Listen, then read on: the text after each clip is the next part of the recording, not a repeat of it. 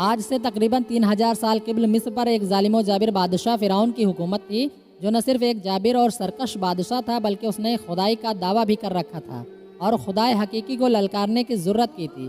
فرعون نہایت ہی بد کردار اور ظالم ترین شخص تھا۔ فرعون نے اپنی رعایا کو حکم دیا تھا کہ وہ اس کے آگے سجدہ کرے، اور جو کوئی بھی اسے سجدہ کرنے سے انکار کرتا وہ اس پر ظلم کے پہاڑ ڈھا دیتا تھا، یہاں تک کہ اسے قتل کرا دیتا تھا۔ اس زمانے میں اللہ نے اپنے سچے پیغمبر حضرت موسیٰ علیہ السلام کو مبعوث کیا، جنہوں نے بنی اسرائیل کو اللہ کی طرف دعوت دی اور انہیں جھوٹے خدا کی عبادت سے باز آنے کی ہدایت کی تھی۔ لہٰذا خود فرعون کے محل میں موجود ایک خاتون نے موسیٰ علیہ السلام کے دین کو قبول کر لیا اور اس لا شریک اللہ پر ایمان لے آئی۔ اس خاتون کا نام مشاطہ تھا، جو فرعون کے محل میں خادمہ تھی۔ فرعون نے اسے اپنی بیٹی کی خدمت اور کام کاج پر مامور کیا تھا۔ ایک دن کا واقعہ ہے کہ وہ خادمہ فرعون کی بیٹی کے بالوں میں کنگھی کر رہی تھی۔ کنگھی کرتے ہوئے اس کے ہاتھ سے اتفاقاً کنگھی گر پڑی۔ وہ اٹھانے لگی تو اس کی زبان سے بے ساختہ بسم اللہ نکل گیا۔ اس پر شہزادی نے کہا کہ تو نے آج عجیب کلمہ بولا، رب تو میرے باپ فرعون ہی ہیں، تو پھر تم نے یہ کس کا نام لیا؟ اس نے جواب دیا، فرعون رب نہیں بلکہ رب وہ اللہ ہے جو مجھے اور تجھے اور خود فرعون کو روزی دیتا ہے۔ شہزادی نے کہا، اچھا تو کیا تم میرے باپ کے سوا کسی اور کو اپنا رب مانتی ہو؟ اس نے جواب دیا، ہاں، میرا اور میرے باپ کا رب اللہ ہی ہے۔ شہزادی نے اس بات کی اطلاع فرعون کو دی تو وہ نہایت ہی غضبناک ہوا۔ اس نے باندی کو دربار میں بلایا۔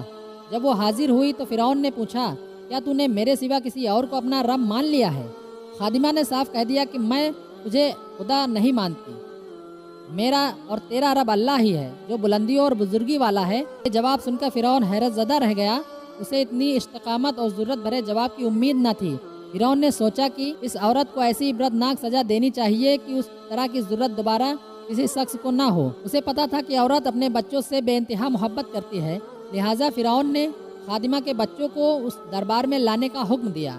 پھر فرعون نے سپاہیوں کو حکم دیا کہ ایک بڑی دیگ میں تیل کھولایا جائے۔ جب یہ دیگ خوب تپ گئی تو فرعون نے حکم دیا کہ اسے پکارتے ہوئے اپنی ماں سے مدد طلب کرتا، کبھی سپاہیوں سے رحم کی بھیک مانگتا، کبھی فرعون کی طرف امید بھری نگاہوں سے دیکھتا۔ سپاہی اسے دھکیلتے ہوئے اور گھسیٹتے ہوئے دیگ کے قریب لے گئے۔ خادمہ نے اپنے بچے کی طرف محبت بھری نظروں سے دیکھا اور اسے الوداع کہہ رہی تھی۔ چند لمحات میں اس کے جگر گوشے بچے کو کھولتے ہوئے تیل میں انڈھیل دیا گیا۔ کچھ لمحے میں اس معصوم کی ہڈیاں تیل کے اوپر تیرنے لگیں۔ فرعون اس ثابت قدمی اور ہمت کو دیکھ کر دنگ رہ گیا۔ تھوڑی دیر میں اس کے دوسرے بچوں کی بھی تیل میں ڈال کر ہلاک کر دیا گیا۔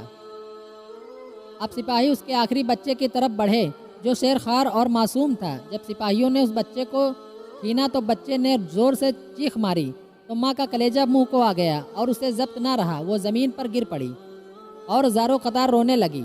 وہ عظمت والا لاشریک خدا اس عورت پر گزرنے والی قیامت سے خوب واقف تھا، لہٰذا اللہ کی طرف سے ایک معجزہ ظاہر ہوا۔ وہ شیرخوار بچہ جو ابھی بول بھی نہیں سکتا تھا، اس کی زبان بولنے کی قوت پیدا ہو گئی۔ بھرے دربار میں بچہ بول اٹھا، اے میری ماں، تو حق پر ہے، بے شک دنیا کی سزا آخرت کے عذاب کے مقابلے میں بہت کم ہے۔ فرعون کے دربار میں موجود لوگ اس بچے کی آواز سن کر حیرت زدہ رہ گئے، لیکن اس کے دلوں پر لگے کفر کے تالے ابھی بھی نہ کھلے۔ کچھ ہی دیر میں اس بچے کو بھی دیگ میں ڈال دیا گیا اور یہ بے خطا معصوم موت کے آغوش میں چلا گیا۔ اپنے تمام بچوں کو اپنی آنکھوں کے سامنے فرعون کے ظلم کی بھیٹ چڑھتے ہوئے دیکھنے کے بعد اس خادمہ کا دل پھٹ گیا تھا۔ اگر وہ چاہتی تو اپنے معصوم بچوں کو اس دردناک موت سے بچا سکتی تھی۔ اسے صرف ایک کلمہ کفر پڑھنا تھا، مگر یہ فقط جان بچانے کا ایک بہانہ ہوتا۔ اسے یقین تھا کہ اس کے رب کے پاس اس کے لیے جو کچھ ہے وہ ایک ختم ہو جانے والی دنیا سے کہیں زیادہ ہے۔ اب سپاہیوں نے اس خادمہ کو پکڑا اور ڈھکیل کر اسے دیگ کے پاس لے گئے۔ خادمہ کے ذہن میں ایک بات آئی۔ اس نے ایک بات فرعون کی طرف دیکھ کر کہا، رکو، میری ایک درخواست ہے۔ یہ سن کر فرعون کو کچھ امید پیدا ہو گئی۔ فرعون نے کہا، بتاؤ کیا خواہش ہے؟ اس عورت نے کہا، تم میرے اور میرے بچوں کی ہڈیاں ایک ساتھ جمع کر کے ایک جگہ دفن کر دینا۔ پھر اس نے اپنی آنکھیں بند کر لیں اور اسے بھی دیگ میں پھینک دیا گیا۔ اس واقعے کے 2000 سال بعد آخری نبی حضرت محمد صلی اللہ تعالیٰ علیہ وسلم اس دنیا میں تشریف لائے۔ آپ کو ایک رات معراج کے سفر پر لے جایا گیا۔ معراج کی رات جب نبی صلی اللہ تعالیٰ علیہ وسلم براق پر سوار ہو کر بیت المقدس پہنچے تو آپ کو مصر کی طرف سے ایک خوشبو آنے لگی۔ آپ نے جبرائیل سے پوچھا، اے جبرائیل، یہ کیسی اچھی خوشبو آ رہی ہے؟ یہ خوشبو کس کی ہے؟ جبرائیل امین نے عرض کیا کہ یا رسول اللہ، فرعون کی ایک باندی تھی جس نے ایمان کی خاطر اپنے اور اپنے بچوں کی جانوں کا سودا کیا تھا۔ اس کے اور اس کے بچوں کی ہڈیوں کو جمع کر کے دفن کیا گیا تھا۔ جس دن انہیں دفن کیا گیا اس دن سے لے کر آج تک یہ خوشبو آ رہی ہے اور یہ قیامت تک آتی رہے گی۔